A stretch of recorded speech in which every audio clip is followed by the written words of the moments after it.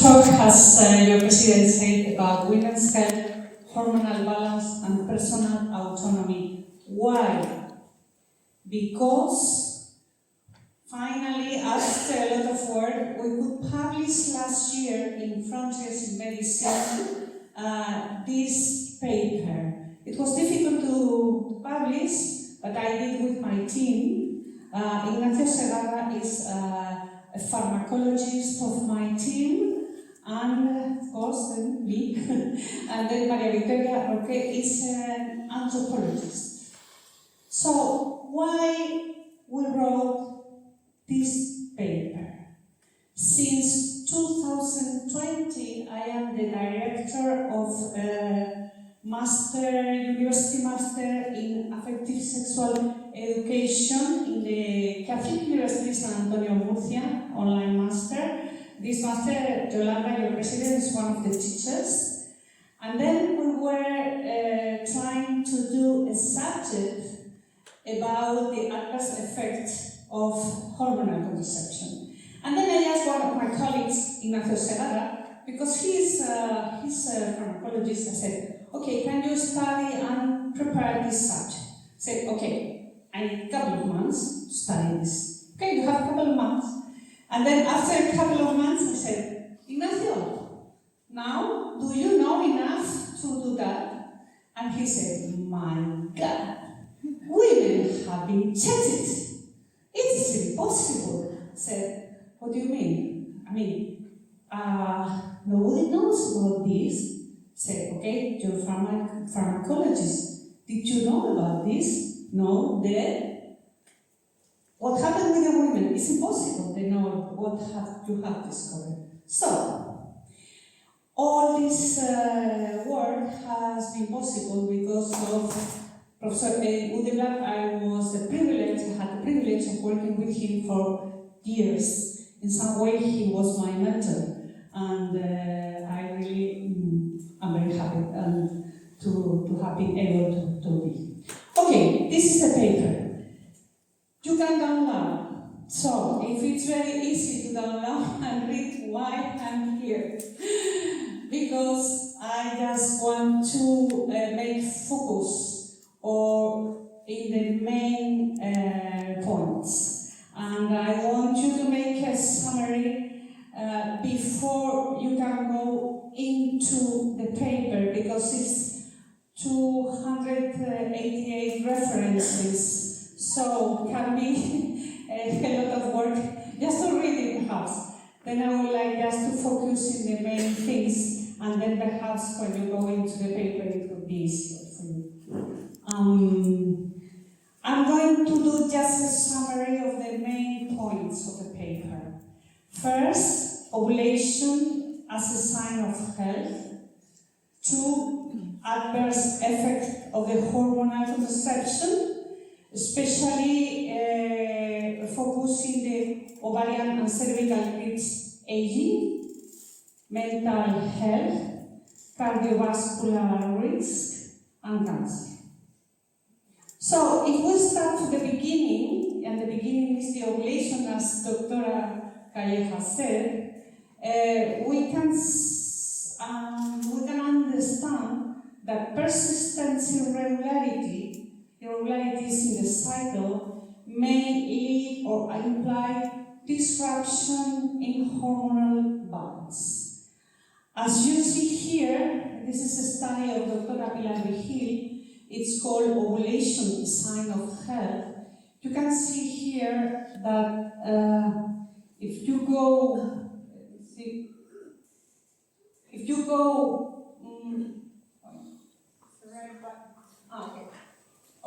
yes. If you go in the way of the ovulation, you go in the way of the health, behavioral and psychological therapy, health lifestyle, correct and abnormal underlying health conditions. For example, women without enough levels of vitamin D, for example, and evaluate the specific personal condition and needs. If you go this way, you're going to the way of the health and to the way of the ovulation.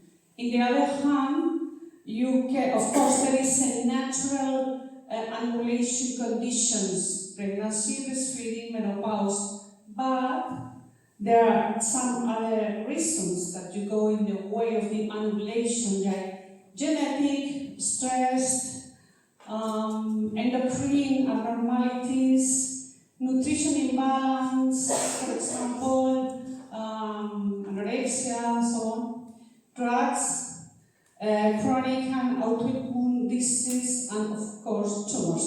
And this is the way of the annulation, and also is the way of the unhealth. So we can say, we can conclude that the ovulation is a sign of health.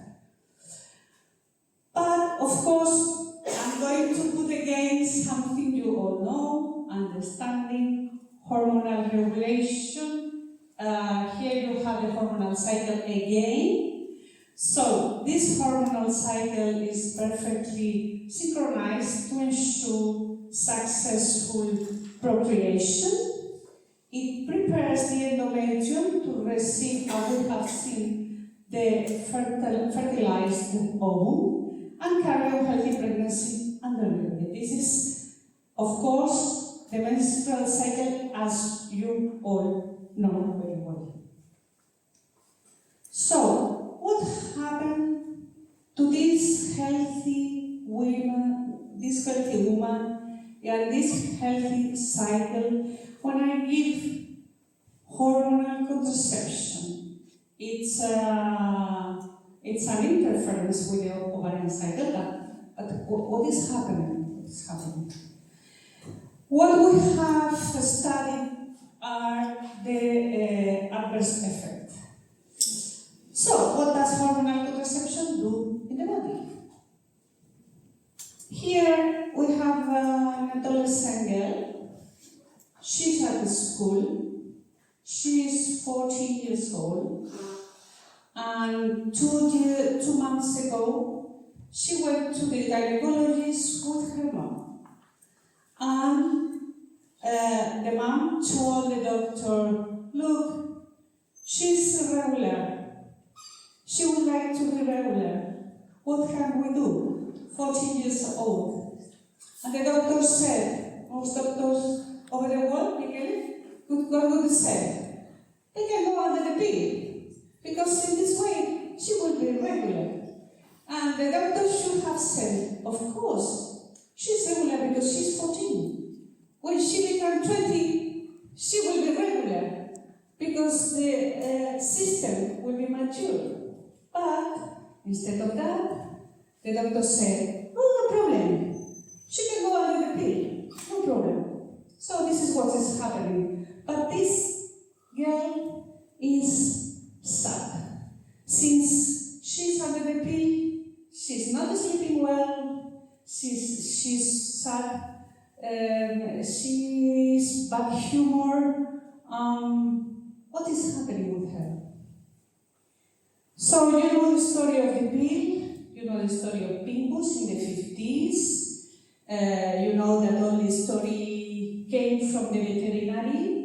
And the first essays were done with Puerto Rico women. And when the doses, or hormone doses, were more or less okay, the essays started in the United States. So it's 70 years ago. What happened after 70 years? First step is ovarian and cervical cysts A. Let's start with the ovarian A. We have scientific evidence that this is analysis of the ovarian of the ovarian research, sorry. So the hormonal contraception leads to the disruption in the natural process, and this antimullerian hormone, antifollicular count, ovarian women are less in women under hormonal contraception. So the study says that decrease of the ovarian receptor. So we can say to the women, if you are going to the labor, motherhood, let's at least not take hormonal contraceptives. Seems to be one of the conclusions. And what happened with the cervical clips ailing? As you know, I work a lot with Professor Udeblatt. He showed that the cervix is an intricate system of clips previously referred to as a cervical glands. This is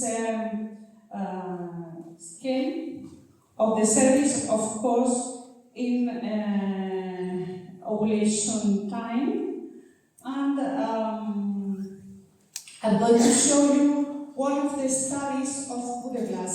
I want to tell you that this study has been recently published in this book, which is an atlas by Dr. Ale Belgrano with a lot of mucus microscope photographs. This version is Spanish, but there is an English version, so in case any of you would like to have, just please contact me. So it's in one of these pages is published also this research. Okay, this is a woman. The woman is 40 years old, and this woman has 20% of S clips. S clips produce S mucus. S mucus is produced in the ovulation time. So it is very important to have enough scripts to conceive. No pregnancies, no oral contraception. This is a woman, 40 years old, 4 pregnancies, no oral contraception. How many scripts? 40. Double. And now, woman, 40 years old, 15 years oral contraception. How many scripts? 10%. So, Udeblatt said that for every year of taking hormonal contraceptives, the cervix ages 2. And for each pregnancy, the cervix rejuvenates 3 years. Well, this is one of the photos. I was young and blonde. And this is Professor Udeblatt and Professor Emilio Sam. We were working at that time in this particular research. So, it is important also to say that if we're going to delay motherhood again, let's at least not take hormonal contraceptives. Second point, mental health and sexual life. Start with the mental health. The mental health effects of hormonal contraceptives, they are now since the 70s and was first published in the 80s. And it is the main cause of treatment abandonment. Why? Because the hormonal disruption of neurotransmitters. The hormonal contraceptive affect some areas in the brain like amygdala, hippocampus, nucleus accumbens, cortical and subcortical regions, and change of neurotransmitter synthesis, especially serotonin and GABA, and make brain structural modification, especially in gray matter. So you see here, the use of psychotropic drugs is higher in the women using hormonal contraception, especially in young women. Here you have study, if you see here,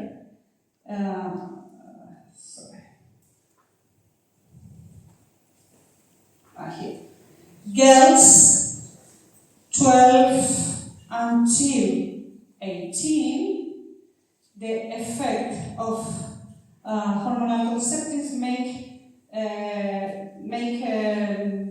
use the psychotropic drugs for first time much more than if they don't have hormonal contraceptives. So it is higher impact in young women, like here.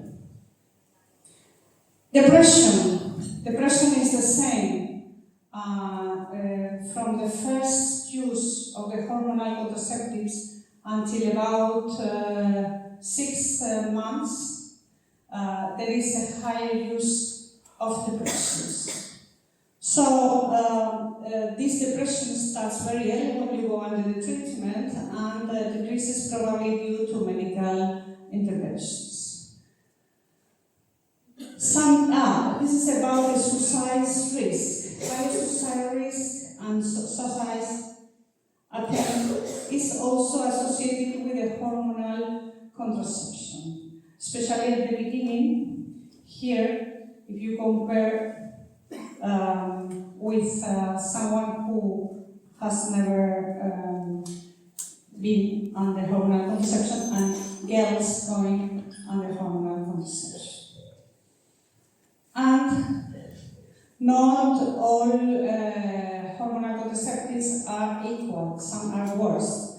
For example, oral combined, and norepinephrine also is quite bad here, and patch norelgestromin. Okay, they're worse for this kind of transform. So we have high prevalence of anxiety, depression, and suicide attempts, and you have also less gray matter volume in the brain. So these effects are worse in women with emotional disorder prior to treatment. And in adolescents, adverse effect may be permanent in adult life because the hormones cross the blood-brain barrier and alter the development of the brain. And you know that during the adolescence, the brain is development.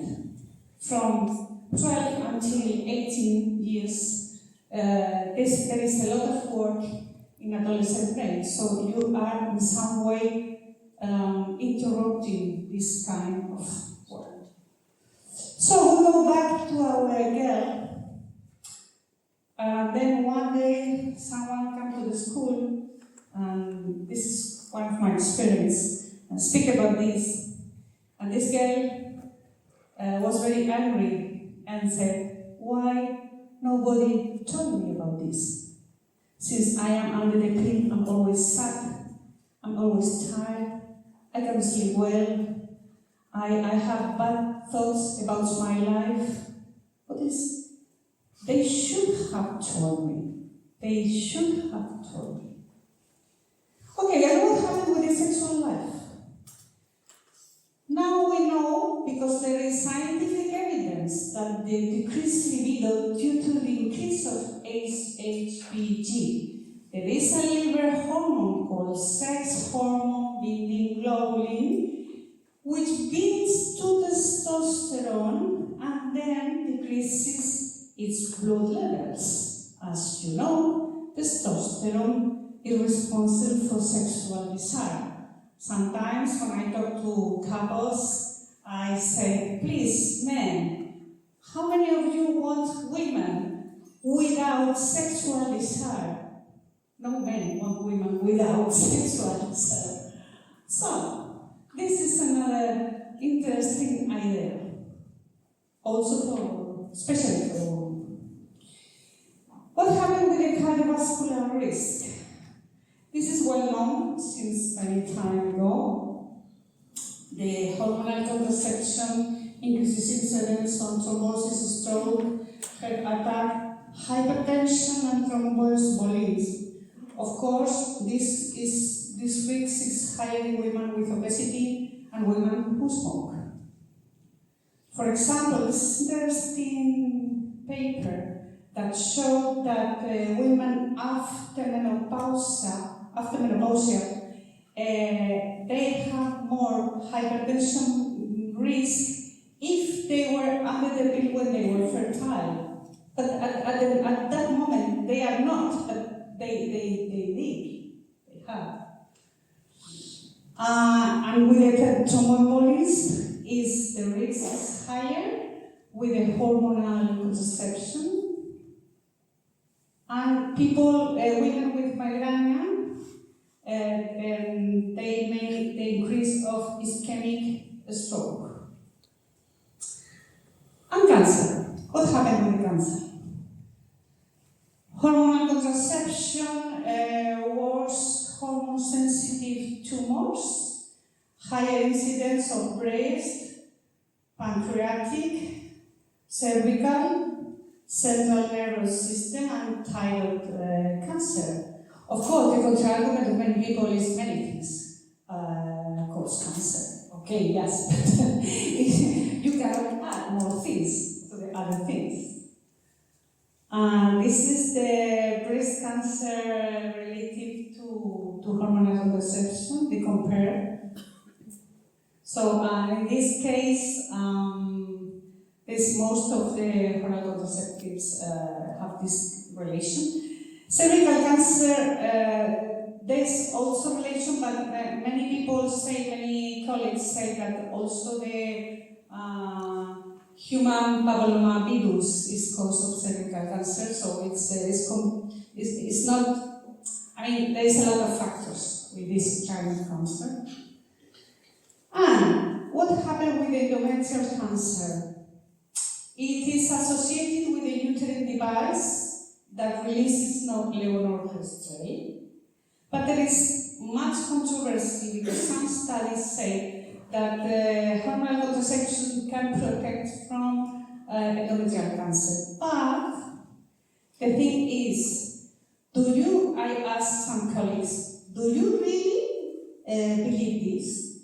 Yes. And then, if you believe this, why don't you give hormonal contraception to the woman who has a genetic predisposition to endometrial cancer? No, just in case. Okay, then you're not sure about that. Sorry. In women with obesity, also hormonal contraception has less effects. That is why they are excluded from the efficacy studies.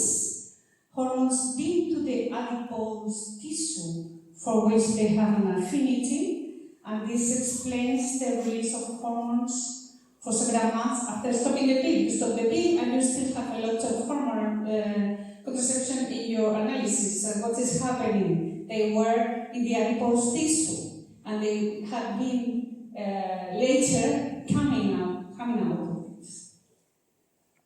So what is scientific evidence is that there is a protection against endometrial cancer in women who have had children. So, conclusions. Before conclusion, I need to ask you some questions. You don't need to answer them, you just have to think. Are all science telling the truth?